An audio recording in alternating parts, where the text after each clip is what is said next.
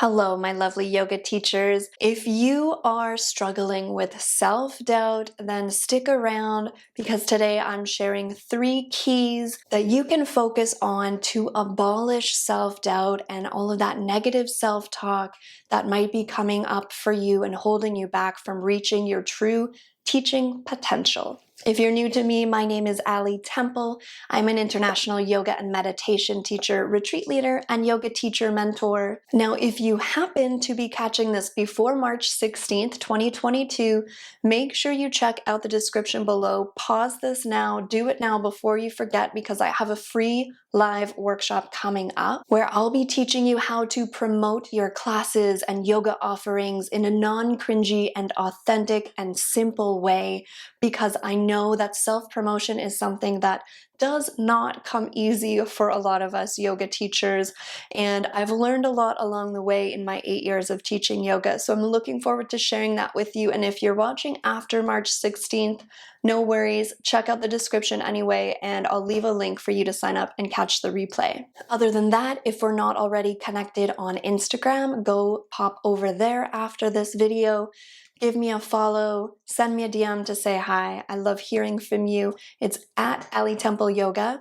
And please subscribe to my channel if you're not already, so that I can bring these tips for yoga teachers to more teachers like you who could use this support. When I was a new teacher for the first few years, really, I struggled big time, and I didn't have that mentor or that extra support that I was craving. And so I kind of had to take the long way to get to where I wanted to be. I went through it, and now I'm supporting teachers so that they don't have to take the long way, so that they can feel supported and guided to reach their own unique goals and dreams as teachers. And really, it took years of working through my own self-doubt and finally getting rid of that in order to get to where I am now. So that's why I want to focus on self-doubt in this video.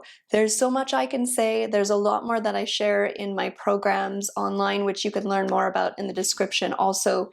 But I want to share a few key tips for you today on how to abolish self-doubt. Tip number 1 is to focus on your students. I know that, I spent the first couple of years of teaching yoga completely up here, worrying about whether I was good enough, if I was saying the right things, if my students were bored or challenged enough or struggling too much. All of these questions that I was getting caught up in when I wasn't actually paying attention and present with my students in my classes. I think it can always be a helpful reminder to hear that when you teach yoga, it's not actually about you.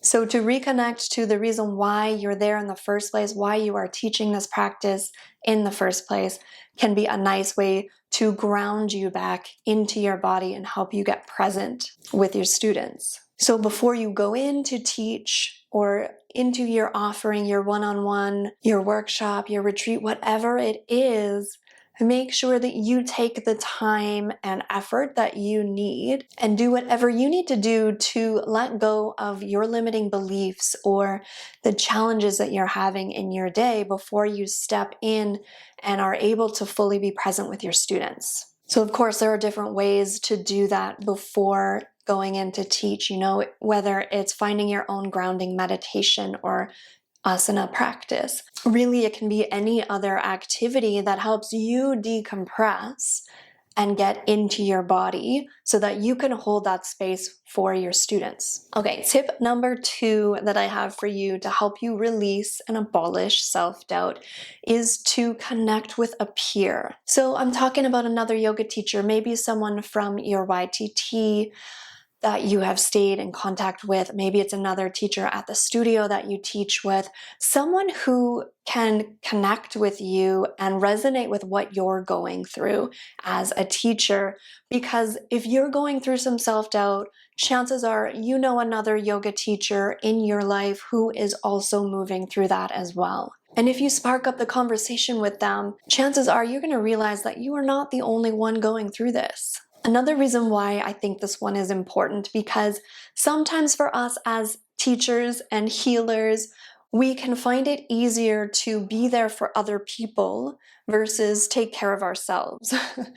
I know for me, I find it much easier to offer other people support than it is for me to really show up for myself a lot of the time. So this can also help you with that energy exchange. You're supporting your friend through this, they're supporting you through it, and there's that mutual connection forming. So really don't hold yourself back from reaching out to someone else and sharing what you're going through.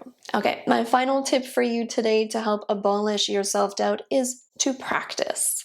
Maybe you already know this one, you've probably heard it, but the more you practice teaching, chances are the more comfortable you're going to get. And maybe even the quieter the voices up here are going to get. So not only practicing your teaching, but also as you do that, become more aware of when the voices show up, that negative self-talk starts to creep in. Observe it, and the more you're able to pick up on that, the easier it will be to start to let go of it and remind yourself that you are not your thoughts. The thoughts are temporary. They're going to come in, they're going to go. Just don't cling on to them. Move past it. That can come across as easier said than done, I know. Like if we could just choose to not have self-doubt, it would be that easy. Yeah, it takes some work. It takes some time. So I want you to also go easy on yourself throughout this process. Don't expect perfection, but be open to continually growing as you consistently keep showing up. So another way you can practice is by recording yourself teaching on Zoom. If you are a newer teacher and you're still getting comfortable teaching others, just teach yourself, record it. That can be another thing that's definitely easier said than done. But again, go easy on yourself because sometimes just the more you actually get the words out there, the cues, the sequence, the timing, practice it. You don't need to be teaching someone else if you don't have students of your own. Still practice it because that's how you're likely going to get more comfortable. Now, when I say practice, another thing that this could mean is getting quiet, getting still, and dropping into a meditation practice. You know, in 2020, when we were all kind of forced to slow down and literally be with our thoughts, that was a really powerful time for me. I released so many limiting beliefs that I didn't even realize were there because I took the time to get quiet, to get still, and to see what was coming up to the surface. And as you do that, like I said, just continue to remind yourself that you are not your thoughts. And then the final point I want to make around practice is, especially when you're newer at creating sequences and creating classes, keep it simple. I already said go easy on yourself. Do that with your sequencing as well. So especially if you're doubting yourself, offer sequences and cues that you feel more comfortable with. You really don't have to go out there and offer this super complex sequence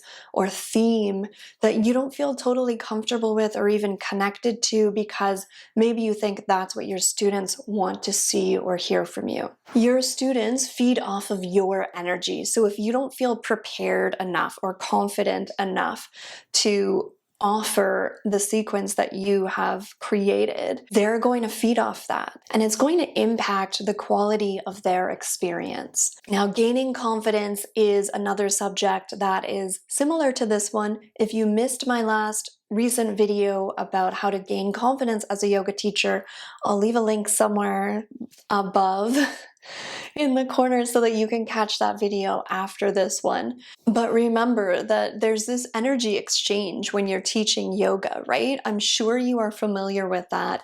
If you go in really doubting yourself, it's going to come across to your students in some way. So we want to try to take these steps so that you can instead really fully show up for your students, be present with them. So keep it simple. All right, lovelies, that's all I have for you today. Let me know in the comments how this sounds for you, if it helps. And don't forget to check out the description below for more of my online offerings, including information about my 8-week transformational yoga teacher mentorship program. It's called Wild Hearts. I offer it only twice a year right now. So check out below for more info on that. And make sure you sign up for that free training to help you promote your yoga classes in a non-cringy and authentic way. I'll talk to you again soon. I'll see you in the next video.